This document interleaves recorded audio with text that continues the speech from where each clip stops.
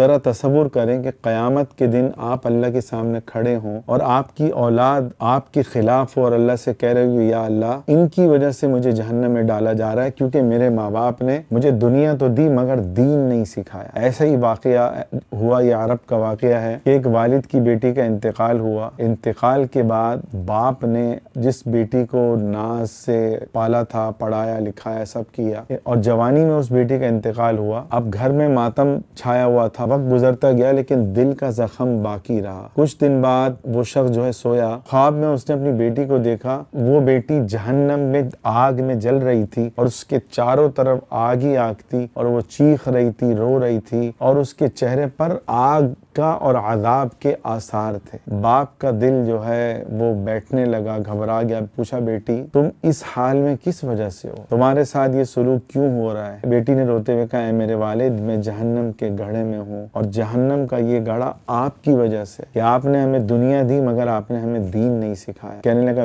بیٹا میں نے تو تمہاری پڑھائی پہ، تمہارے کپڑوں پہ، تمہاری گاڑی پہ، تمہارے زیورات پہ جتنا میں کر سکتا تھا میں نے کیا، تمہاری ہر خواہش پوری کری، پھر یہ عذاب کیوں ہو رہا ہے؟ بیٹی کی آواز بدل گئی اور وہ درد کے ساتھ غصے میں کہنے لگی ابا آپ نے ہمیں دنیا تو دی مگر ہمیشہ ہمیشہ رہنے والی جگہ آخرت، آپ نے اس کی ہماری تربیت نہیں کری، آپ نے آخرت کی طرف ہمیں متوجہ نہیں کیا، آپ نے ہمیں نماز کی طرف متوجہ نہیں کیا، آپ نے ہمیں نماز کے لیے کبھی جھنجھوڑا نہیں، ہماری دینی تربیت نہیں کری، ہم رات بھر گانے سنتے اور فلمیں دیکھتے، ڈرامے دیکھتے، آپ نے مکس گیدرنگ میں بیٹھتے، ابا آپ نے کبھی ہمیں نہیں روکا، ہم بے پردہ بازاروں میں پھرتے، ابا آپ نے ہمیں کبھی منع نہیں کیا۔ میرے عزیزوں، کبھی کبھی اللہ یہ مناظر دکھاتا ہے کہ عذاب قبر اور خواب میں اپنی اولاد کو دیکھنا کبھی کبھی اللہ دکھاتا ہے۔ تو وہ کہنے لگے ابا آپ نے ہمیں ٹوکا نہیں، آپ نے ہمیں فیشن کے کپڑے لا کے دیے جس سے ہمارا جسم نمایاں ہوتا تھا، لوگ ہمیں دیکھتے تھے، ابا آپ کی تو جب باری آئے گی عذاب کی آئے گی، لیکن اے میرے والد آپ کی وجہ سے مجھے عذاب دیے جا رہا ہے۔ پھر وہ روتے ہوئے بولا بیٹی میں نے تو تمہیں خوش رکھنا چاہا۔ بیٹی کہنے لگی ابا آپ نے خوشی نہیں دی، آپ نے ہمیں تباہی دی ہے، تباہی۔ قرآن میں ہے نا ما سلککم فی سقر، جہنم سے پوچھا جائے گا کہ تمہیں کس وجہ سے، جنتی پوچھ رہے ہوں گے کس وجہ سے تمہیں جہنم میں ڈالا گیا، وہ کہیں گے قالوا لم نک من المصلین، ہم نماز نہیں پڑھتے تھے۔ وہی بات یہ بچی کہہ رہی کہ ابا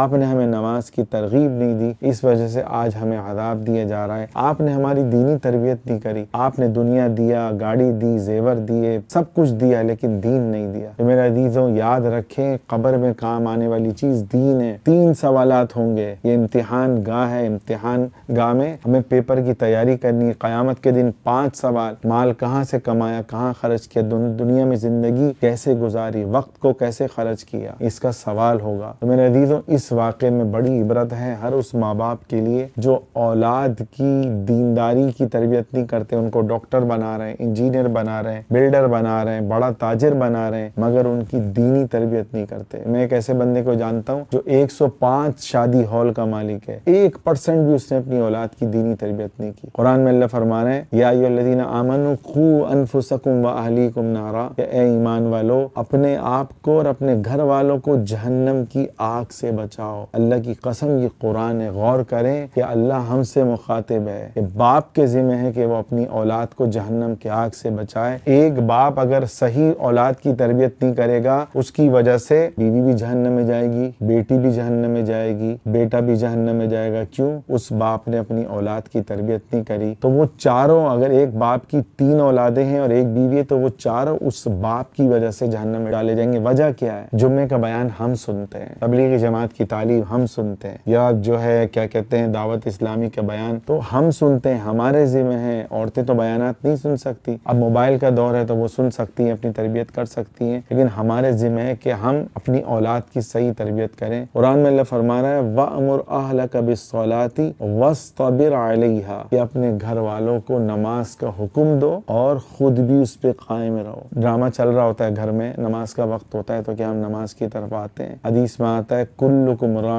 وکلکم مسئول عن رعیتہ، صحیح بخاری مسلم کی حدیث ہے کہ تم میں سے ہر شخص اپنے گھر پر، اپنے گھر والوں پر نگہبان ہے، اور ہر ایک سے اس کی رعیت، ہر ہر ایک سے اس کی رعیت کے بارے میں پوچھا جائے گا، یعنی اس مرد سے پوچھا جائے گا کہ تم نے اپنی اولاد کی کیسی تربیت کی۔ باپ کے لیے حکم ہے اگر اس کی اولاد، وہ اپنی اولاد کو نماز کا حکم دے، حدیث میں آتا ہے، ابو داؤد کی حدیث ہے، اگر وہ نماز نہ پڑھے 10 سال کی عمر میں تو 10 سال کے بعد باپ اولاد کو نماز نہ پڑھنے پر ہلکا سا مار بھی سکتا ہے۔ اگر باپ سے پیار سے بولتا رہے، اولاد نہیں سمجھ رہی، 10 سال کے بعد حدیث میں حکم ہے اپنی اولاد پہ ہاتھ اٹھا سکتے ہو کہ بیٹا نماز پڑھو۔ آج اولاد موبائل میں لگی ہوئی ہے، فیشن میں لگی ہوئی ہے، نماز بھی گئی، حیا بھی گئی، پردہ بھی گیا، اور جو ہے خود بھی جہنم میں جا رہے ہیں، اولاد کو بھی جہنم میں دھکیل رہے ہیں۔ تو کوشش کریں میرے عزیزوں کہ قرآن حدیث کی باتیں سنیں، ان کو سن کر ہمارے ایمان کی بیٹری چارج ہوگی۔